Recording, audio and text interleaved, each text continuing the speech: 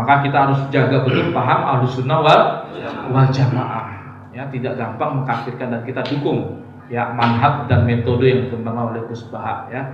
Ketika banyak orang mengeluarkan dari keislaman, beliau justru sibuk bagaimana orang yang sudah di dalam terus ya. Karena al-yaqinu la yuzalu bisyaki. Keyakinan itu tidak akan hilang dengan keraguan. Jadi kalau kita yakini dia Islam, KTP-nya Islam, keluarganya Islam, pakai jilbab, dia mengucapkan dia beribadah kepada Allah dan sebagainya, ya sudah. Kita yakin dia Islam. Ya. An-Nabi sallu alaih salawatullah alaih. Mungkin itu jawaban Gus. Mudah-mudahan teman-teman. Mungkin ada lagi. Kalau tidak ada saya bertanya. Ada lagi enggak? Mungkin Audien yang Putri? Oh iya. Subscribe to my channel Terima and kasih. also press this bell icon. Kita juga mau bertanya barangkali ini mewakili sebagian konco-konco terkait setelah panjenengan itu resmi terjebak masuk teroris dan sempat tersemat dijenengan sebagai mudarib Sniper. mudarib para teroris. Kemudian kita ingin tahu secara jenengan secara singkat syukur lebih itu kemudian jenengan sekian tahun kemudian terkontaminasi dan masuk di jaringan mereka dan kemudian oleh pihak Densus 88 kemudian yang dicekal itu.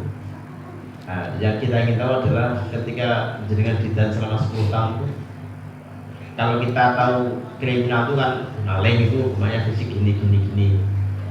Termasuk yang kita tanyakan adalah ketika jenengan di penjara itu jadi pas di penjara itu yang jenengan rasakan itu hukumannya apa saja, baik itu fisik atau non fisik. Yang kedua terkait yang di penjara itu, yang kedua adalah awal mula jenengan tadi sudah dijawab ya, yaitu dua aja. Jadi kesedihan, terus susahnya di penjara karena dosa-dosa karena terus juga sama dengan yang maling kita dan yang terima kasih. Jadi ketika sehabis kami kontak senjata di Aceh yang menyebabkan Densus 88 dan Brimo Polda Aceh meninggal 3 orang Pak. Lalu luka-luka mereka hampir 14 orang, dari rekan kami 1 juga meninggal dunia. Nanti Syahid. Jadi ketika itu saya lolos dari pengepungan tersebut, saya berhasil sampai Jakarta. Karena banyak senjata saya yang keambil sita oleh Densus 88, di antaranya AK-47. Dan dalam sejarah teroris Indonesia, saya mungkin termasuk yang dianggap menyumbang banyak senjata untuk kelompok teroris, hampir 57. Peluru amunisi hampir 50.000 saya berikan kepada kelompok teroris. Jadi sangat banyak sekali, dan saya memperkirakan kayaknya saya dihukum mati atau seumur hidup. Tapi ternyata qadarullah saya dituntut 15 tahun, lalu dijatuhkan vonis 10 tahun, dan saya bersyukur dan saya tidak banding pada saat itu. Karena takutnya kalau dalam kasus terorisme kalau banding malah ditambah. Misalnya divonis 10 tahun, kita banding malah dihajar 15 tahun atau 20 tahun. Gitu. Makanya saya tidak banding pada saat itu, dan saya bersyukur masih diberikan kehidupan, karena pada waktu itu target saya dimatikan Pak. Dan itu sudah malam, karena mereka saat itu sedang menguburkan rekan-rekan mereka yang tertembak oleh kawan-kawan kami. Ketika itulah mereka berhasil menangkap saya. Anda bisa bayangin. Berapa polisi yang mati itu ya? Pada waktu itu 3 Pak. 3 orang, kami bunuh 1 orang. Akhirnya saya tertangkap, habis saya Pak. Itu kalau Bapak lihat jempol saya yang sebelah kiri ini, itu kadang karena anjur buat ganjelan Pak. Nah, sampai sekarang masih ada bekasnya, jadi buat ganjel kursi itu didudukin, pecah Pak gitu. Jadi kalau kita nyiksa itu, kalau memang kenapa tangan sama kaki itu sakit sekali, rasanya sakit sekali tapi jauh dari mati. Itu sisa tangan sama itu. Maka di Al-Quran itu ada istilahnya bagian pergelangan tangan kaki itu memang cara ampuh untuk menyiksa orang tuh pasti ngaku di situ. Saking sakitnya memang itu. Makanya kemudian setelah itu kami mengevaluasi kembali. Ini kenapa Pak, kenapa saya nggak ditolong oleh Allah ini? Jadi ketika saya digebukin teriak Allahu Akbar, bukan malah berhenti ngebukinnya, makin jadi. Jadi kata Densus, kamu teriak lagi Allahu Akbar, kamu, saya jajak kamu. Kamu jangan jadikan itu semua seakan-akan itu cuma milik kamu doang. Kamu juga Muslim. Tersinggung dia. Kamu seakan-akan Allahu Akbar itu milik dia sendiri. Akhirnya saya diam, Pak. Diam nggak digebukin gitu. Allahu Akbar, takbir malah habis kita. Dia tersinggung gitu. Jadi dari situlah. Kemudian setelah itu, wah, tadinya kamu tuh ingin bantu kamu, ya, biar kamu ketemu sama bidadari katanya. Maksudnya dipateni gitu kan. Seharusnya kamu, ada beberapa rekan saya juga ditembak mati. Kami telah membantu rekan kamu untuk ketemu dengan bidadari. Kami berpahala juga dong katanya. Modelnya ngece, Bang. Tapi mak jelek gitu ya. Ngece bener. Ya. Akhirnya gini, kami jelas harus evaluasi, ya, ini apa yang salah. Ternyata ketika kami di dalam, ini teman-teman ini memang ekstrim, Pak, ternyata, Pak. Misalnya pertama, mereka nggak pernah mau sholat di masjid, Pak, karena menganggap bahwa masjid yang dibuat pemerintah adalah masjid diror. Masjid diror. Yang kedua, imamnya ini nggak semanhat dengan kami, apalagi imamnya dari partai tertentu, atau imamnya ini masih melakukan amalan-amalan kesyirikan. Misalnya amalan kesyirikan itu misalnya ibadah kubur, suka pekuburan, itu dianggap sebagai ubadul kubur. Masih suka istighosah, tabaruk, dan tawasul, itu dianggap sebagai ubadul kubur. Jadi 250 rot ulama-ulama Ahlussunnah wal Jamaah kepada kelompok Wahabi itu kebanyakan adalah masalah-masalah bahwa tawasul, tabaruk, dan istighosah itu bukan ubadul kubur. Maka dilihat banyak dalam kitab-kitab Zaini Ahmad Dahlan itu banyak marfatu dalam masa-masa seperti itu. Itulah yang saya katakan bi'anahu yukafir bidzanbin. Meyakini sebuah dosa yang sebetulnya ya wayatakidu dzanban ma laisa bidzanbin. Meyakini sebuah dosa yang sebetulnya bukan dosa, yang sebetulnya disyariatkan. Memang ada distorsi, ada penyimpangan, tapi jangan kemudian kita hukumi semua seakan-akan kalau istighosah, ya, atau kita tabaruk, tawasul, ya, mengambil berkah kepada orang yang mati, kemudian kita anggap sebagai kesyirikan. Nah, dari masjid Diror. Nah, kemarin Pak kami diundang di Polda Maluku Utara. Ada 2 polwan, namanya Bribda Nisti dan Bribda ini yang jadi teroris. Ternyata setelah saya dipanggil oleh Polda sana, saya dikumpulkanlah teman-temannya Bribda Nisti ini polisi-polisi semua. Jadi anggapannya nih polisi-polisi sunnah, Pak, nyebutnya klaimnya dulu. Karena mereka memang nyebut komunitas polisi sunnah. Nah, teman-temannya ini dikumpulin semua. Ustadz, kami ini dilarang untuk demo, Ustadz. Kami ini dilarang untuk bahkan menganggap bahwa pemerintah ini ulil amri. Betul. Kelompok-kelompok kalian nih, kelompok-kelompok sunnah nih pasti akan menganggap bahwa pemerintah Indonesia adalah ulil amri. Karena kalau nggak gitu kalian nggak aman. Tapi saya mau tanya sama kalian, pasti kalian diajarkan ikut dari majelis taklim tersebut, Anda benci dengan kelompok-kelompok di luar kelompok Anda akan tukar aswaja. Emang mereka bid'ah, Sat? Gitu. Memang mereka bukan bid'ah, gitu. Ya itu dia makanya, gitu. Itu Anda tidak diajarkan bersikap toleransi terhadap masalah perbedaan-perbedaan bersikap ru'yah. Itulah menyebabkan kalian nanti naik level. Saya juga ujuk-ujuk dulu, nggak begitu saja jadi teroris kecuali melalui tahapan yang namanya intoleran dulu. Menganggap bahwa amalan saudara-saudara kita di luar daripada kelompok kita itu adalah bid'ah dan sebagainya. Maulid bid'ah ini boleh, ini nggak boleh dan sebagainya. Nah, dimulai dari situlah kemudian ya dia memasang sikap-sikap intoleransi. Takutnya antum semua di sini naik level kayak saya. Dari intoleran nanti dan ternyata itu persis Pak apa yang dialami oleh Bribda Nisti dan Bribda ini yang polwan tersebut akhirnya dia jadi teroris itu. Bergabung dengan kelompok JAD. Dia ingin pakaian sesuai dengan sunnah, yaitu ingin bercadar. Karena di kepolisian nggak boleh cadar, akhirnya diakal-akalin. Akhirnya dia dapat pemahaman bahwa gaji polisi itu haram. Ya sama kayak saya dulu Pak, mengharamkan gaji polisi. 1 tahun saya nggak ambil gaji polisi. Akhirnya dia gabung dengan kelompok JAD dan siap jadi pengantin bom bunuh diri. Ini anggota polwan. Apalagi bom bunuh diri. Istilahnya pengantin mana? Pengantin bom bunuh diri. Nah, istilahnya begitu Pak. Siap-siap jadi pengantin. Siapa yang mau dinikahkan gitu. Siapa maksudnya mau dipasangi bom. langsung terbang ketemu dengan bidadari. Nah, dari masjid Diror Pak, ada satu orang dicecer sama propos Pak. Propos ini ikut menginterogasi salah satu kelompok ini. Kamu kan kalau sholat ya itu kamu selalu di masjid yang jauh sana. Padahal di depan rumah kamu tuh ada masjid. Dia diem Pak, nggak bisa apa-apa. Kenapa? Karena menganggap bahwa masjid di depan dia itu masjid aswaja. Masih tahlilan, masih yasinan, masih ada salawatan dan sebagainya. Sebagaimana pelaku bom di Makassar kemarin, itu si Lukman dan istrinya jadi pelaku bom bunuh diri. Ternyata sebelum dia ngebom bunuh diri, itu suka melarang ibunya untuk baca yang namanya salawatan atau berjanji, baca berjanji dan sebagainya, nggak boleh. Kalau kata Gus Baha, masalahnya berjanji pakai bahasa Arab Pak. Ya, makanya karena dia nggak paham bahasa Arab, kalau bahasa Indonesia itu baca siroh, padahal baca berjanji itu kan baca siroh kami. Nah, masalahnya itu karena bahasa Arab, katanya jadi masalah. Padahal nggak tahu artinya Pak. Nah itulah. Akhirnya dari situ Pak, saya melihat teman-teman ini ternyata masih gampang mudah mengkafirkan. Hanya karena perbedaan masalah-masalah furu'iyat. Misalnya saya gini, Sofyan antum mengkafirkan polisi tentara nggak? Ya entar dulu. Masalah polisi tentara itu kafir atau tidak, karena kalau konsekuensi vonis kafir itu berarti halal darah dan hartanya. Maka sebetulnya kita harus berhati-hati. Oh kalau gitu antum terkena kaidah man lam yukafir au syakka fi kufri fa huwa kafir. Barang siapa tidak mengkafirkan orang kafir atau ragu-ragu dengan kekafirannya, maka dia kafir.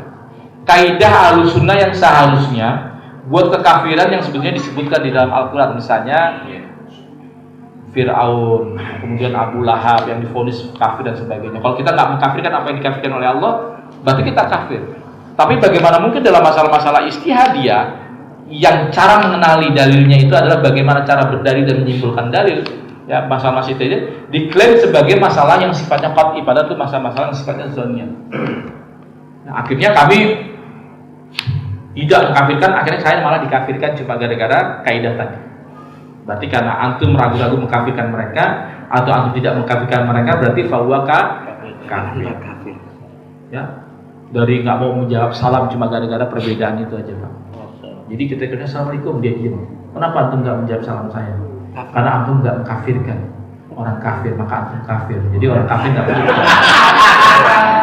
Jadi begitu nggak berdalilnya itu begitu gitu. Yaitu kekafiran yang kalau memang disebutkan di Al-Quran atau diijma'kan oleh ulama gitu. Kalau kekafiran polisi tentara ini masih debatable, ulama masih berkaji, gimana antum sudah sampai pada kesimpulan? Oh nggak bisa kalau gitu antum cuma karena terpaku pada pendapat ulama yang dianggap ulama Pak. Kan bahaya kalau gini cara beragama seperti itu. Dan ini banyak Pak di perkotaan yang model-model seperti ini. Maka kita harus jaga betul paham Ahlussunnah wal Jamaah. Ya, tidak gampang mengkafirkan, dan kita dukung ya manhaj dan metode yang dikembangkan oleh Gus Baha ya. Ketika banyak orang mengeluarkan dari keislaman, beliau justru sibuk bagaimana orang yang sudah di dalam terus ya. Karena al yaqinu la yuzalu bisyakki. Keyakinan itu tidak akan hilang dengan keraguan. Jadi kalau kita yakini dia Islam, KTP-nya Islam, keluarganya Islam, pakai jilbab, dia mengucapkan dia beribadah kepada Allah dan sebagainya, ya sudah. Kita yakin di Islam. Ya, jangan kita coba-coba cari-cari pembenaran bagaimana mengkafirkan dia. Bagaimana Gus Baha sering bilang kisah daripada Usama bin Zaid. Wa kaifa tasna'u bila ilaha illallah ja'at yaumil qiyamah. Bagaimana orang yang kau bunuh ini nanti di hari kiamat membawa la ilaha illallah. Lalu afirli ya Rasulullah. Enggak. Wa kaifa tasna'u bila ilaha illallah ja'at yaumil qiyamah. Sampai kemudian kata Usama bin Zaid, seakan-akan saya mau mati aja deh gitu kalau nggak gitu. Rasulullah duka sekali ketika ada orang yang mengucapkan. Kata beliau, afala syaqaqta fi qalbi. Ya, apakah engkau udah buka hatinya? Artinya kalau kata gua, kalau lisannya saja, kalau hatinya kamu lisannya nggak kamu percaya, apalagi yang mau Anda percaya gitu. Apa yang udah buka hatinya? Itu yang selalu dikatakan oleh Gus Baha yang mengutip dan hati beberapa hadis ya. Demikian mungkin bisa paham. Ini pertanyaan terakhir, ada 2 pertanyaan. Jadi Ustaz, kenapa yang ikut di virus-virus atau paham-paham radikalisme di terorisme itu cenderung artinya di anak-anak mahasiswa atau yang di instansi justru punya kecerdasan intelektual yang luar biasa. Kenapa kok seperti itu? Iya. Terus yang terakhir adalah mungkin pesan moral buat generasi muda Indonesia seperti apa supaya kita jauh dari paham-paham radikalisme dan terorisme itu. Ada satu lagi yang terakhir ya. Ini mungkin lebih relax. Ini ketika saya sering melihat podcast sebenarnya ketika di YouTube, yang paling pertama saya melihat itu masalah jenggot dengan. Jadi orang-orang yang mereka dari kalangan mereka itu suka mereduksi kata sunnah atas nama sunnah, termasuk katanya ilmu jenggot. Padahal pada benar jenggot lebih pantas pula, jadi tidak ada. Iya. Ya, makanya gini Pak, salah satu khawarij, ciri khawarij itu kata Rasulullah itu adalah yaqtuluna 'alal Islam wa yada'una 'alal awthan. Mereka membunuhi orang-orang Islam dan membiarkan orang-orang kafir. Dalam banyak intensitas, dalam banyak peperangan mereka sibuk justru memerangi kaum muslimin daripada orang-orang kafir asli itu sendiri. Makanya kata Said Hasan Al-Katani dalam sebuah kitabnya yang berjudul namanya Nazarat fi Da'watun Najd, jadi mengkritiki dakwah Najd, kelompok-kelompok Wahabi ini, beliau mengatakan walaka anta ta'ajaba anan najdin lam yuqatilu kuffarun asliyin abadan. Sungguh akan mengagetkan bagi kalian bahwa gerakan Najd, gerakan Wahabi ini belum pernah berperang dengan kafir asli selamanya. Bahwa vonis murtad, kafir, syirik dan sebagainya itu justru ditujukan kepada ahli sunnah wal jamaah yang ada di Hijaz dan di Najd. Jadi ternyata gerakan Najd, gerakan Wahabi ini nggak pernah perang dengan kafir asli, bahkan bekerja sama dengan Inggris untuk menjatuhkan yang namanya Turki Utsmani. Dan 4 madhab semua yang ada di Hijaz dan di Najd, sampai ada ulama kita kayak Imam An-Nawawi Al-Bantani itu juga diberitakan dia terbunuh oleh gerakan Najd seperti itu. Bahkan kuburan, sampai kuburan Rasulullah SAW itu pada waktu itu mau diratakan. Kenapa? Dijadikan sebagai ubadul kubur. Makanya kuburan buru-buru Imam Hadratus Syekh Kiai Haji Hashim Asy'ari membuat namanya Komite Hijaz, yang ini akan cikal bakal menjadi yang namanya Nahdlatul Ulama. Kenapa? Karena protes Pak, makam Nabi mau diratain. Anda bisa bayangkan, kita nggak bisa lagi berkunjung melihat daripada makam Rasulullah. Jadi karena itulah kemudian mereka ini banyak dipakai Pak. Makanya kemudian kenapa mereka bisa membunuh Ali, membunuh Utsman? Karena ideologi dan mandatnya ini memang bisa dipakai, digunakan untuk musuh-musuh Islam untuk menghancurkan Islam itu sendiri. Makanya mereka dalam sejarah itu digalang oleh namanya Abdullah bin Sabah. Jadi kalau Anda lihat ada surat ya, yang suratnya itu justru tentang Utsman bin Affan. Yang akhirnya tertangkap, nggak tahu siapa yang membuat surat itu, sehingga Utsman akhirnya tertuduh bahwa Utsman akan membunuh salah satu gubernurnya yang ada di Mesir, dan itu menyebabkan pemberontakan dan akhirnya Utsman jadi terbunuh, terfitnah dalam masalah-masalah itu. Utsman tuh Pak di debat Pak sama anak muda ini. Utsman, engkau kan tidak ikut perang Badar. Utsman, engkau juga tidak ikut perang Uhud. Engkau juga tidak ikut Bai'atul Ridwan. Dan ketika kamu berada di Mekah, kamu tidak menjamak sholat. Ini kan sebetulnya masalah-masalah fikih sebetulnya. Maka kata jawab Utsman, adapun saya tidak sholat, tidak ikut perang Badar karena saya diperintahkan oleh Rasulullah untuk menjaga istrinya Ruqayyah yang sedang sakit keras saat itu. Dan ketika Ruqayyah meninggal, maka Ummu Kulsum, adiknya, dinikahi oleh Rasulullah, dan itu juga meninggal dunia, dan dia absen dalam perang Uhud.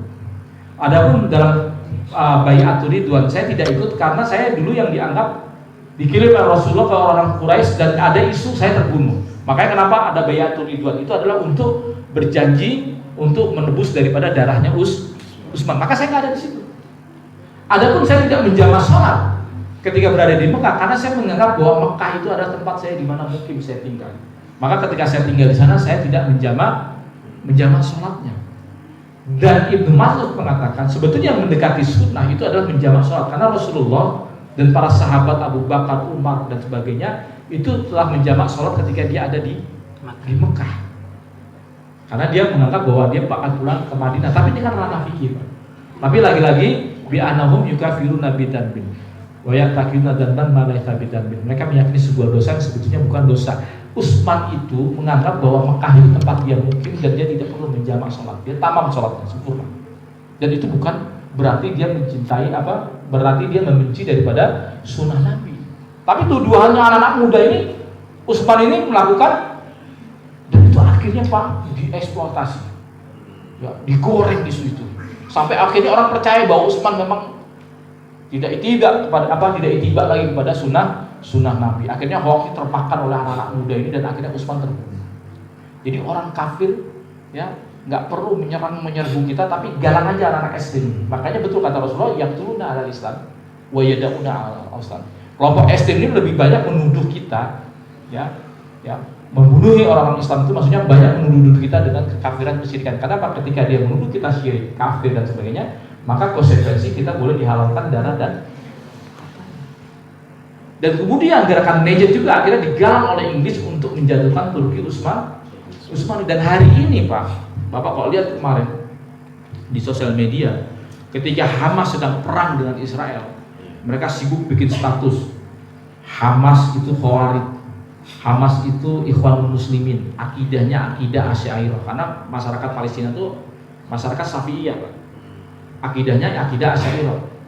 Dan orang Asy'ariyah itu dikafirkan karena mentakwilkan daripada sifat-sifat Allah. Padahal orang-orang Asy'ariyah hanya mentakwilkan daripada sifat-sifat Allah agar menghindari yang namanya makna zahir yang jadi jatuh kepada yang namanya mujassimah atau mutasyabih. Dan itu bukan berarti mentakwilkan daripada sifat-sifat Allah yang berarti Jahmiyah.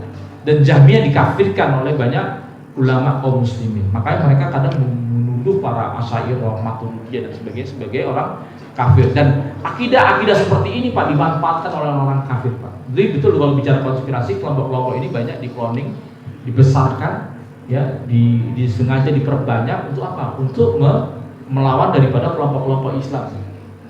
Akhirnya jangan heran kalau kemudian mereka ini sibuk justru banyak mengerecoki, ya, banyak menuduh kaum muslimin di mana saja sebagai orang-orang kafir. Makanya mereka Pak melakukan bom di terminal, lagi sholat di bom. Karena apa? Karena mereka mengkafirkan semua kaum muslimin. Pokoknya kok bukan golongan mereka kafir semua, dan itu halal darahnya. Maka kemarin 2011 Pak, ketika Kapolres dan para anggotanya sedang sholat Jumat, Allahu Akbar, bom meledak ceker. Ya, masjid dibom, ya kan, oleh mereka Pak. Itu di Mesir Pak, di Sinai itu Pak ada masjid namanya Masjid Raudhah. Itu dibom, ditembakin Pak, 300 orang mati semua Pak.